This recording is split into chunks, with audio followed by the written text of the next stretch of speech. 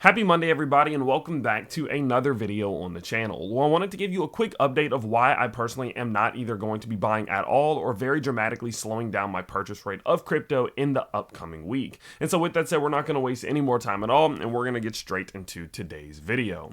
So we're going to start with Bitcoin today, and taking a look at its price, you can immediately start to see that this thing has been doing well. Obviously, the price rallying on October 13th all the way up until the point in which we are now, rallying up to $34,000 to $35,000. Leaving many investors pretty happy and comfortable, saying that, look, this could be the start of the next bull run. But with that in mind, obviously, we do have to make consistent changes and evolutions and adaptations as this market does move, and we are going to be making an adaptation for at least the next few days here. The adaptation that we're going to be making is this slowing down or, again, complete stopping of purchasing of crypto over the next about week. Of course, I will keep you updated. Now, the reason I say that is because what we are seeing across most of your broad cryptos, whether it's your Bitcoin here, right, or whether it's something like Ethereum sitting here, which I'll explain in a little bit, or your Solana sitting up here on the top side of this channel, whether it's your ADA Cardano sitting overextended, currently looking to somewhat roll over, what you will notice is that all of your cryptos at this given point are running into major levels of resistance, and typically speaking, these levels of resistance will give us a struggle and they will reject us to the downside. Focusing in on Bitcoin, what we can see here is that it has been in this ascending channel since realistically May of last year.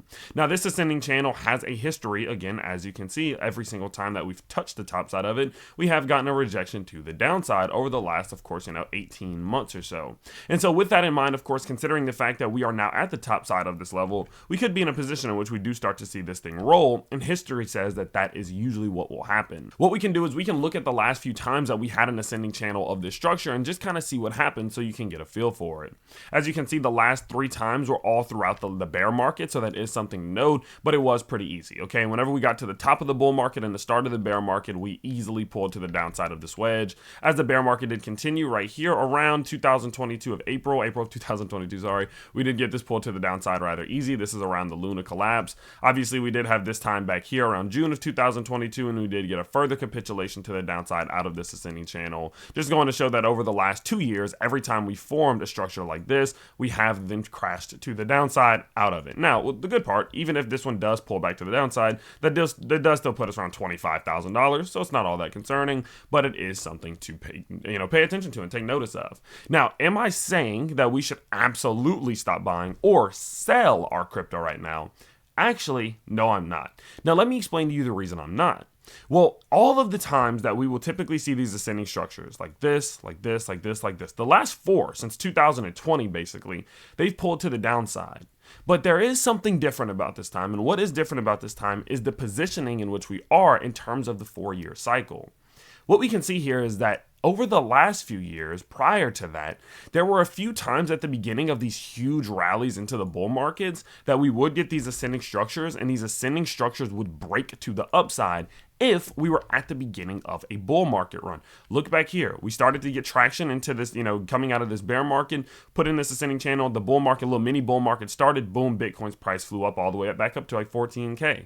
But look back here, when the bull market actually started back in 2020, you can see ascending structure that did break to the upside, fueling a move to the upside of that nature. And so because of that, considering the fact that there is a decent possibility that this is the beginning of the bull market, maybe not necessarily this, but maybe something like this and then like that, and then slow movement or something like that, considering the fact that we could be at the beginning of the bull market at this point, in which I do believe when people look at the history books, they're going to say that the bull market started back here. Honestly, I would say that they're going to say 2023 was the start of the bull market, because say hypothetically we do this and then this and then this and then this, right? Something like that. They'll say, well, the fall stopped here, so this is when the bull market started, right? But one way or another, if this is the beginning of the bull market, there is a chance that we do get a pull to the outside of this channel. And so because there is a possibility there, I'm not selling my crypto. I think it's dumb to sell my crypto personally at this given point, because although, yes, I have taken some small profits here and there, I would not close my major positions when we could be positioning to make moves back to the all-time highs or maybe even higher over the next 12 to 24 months.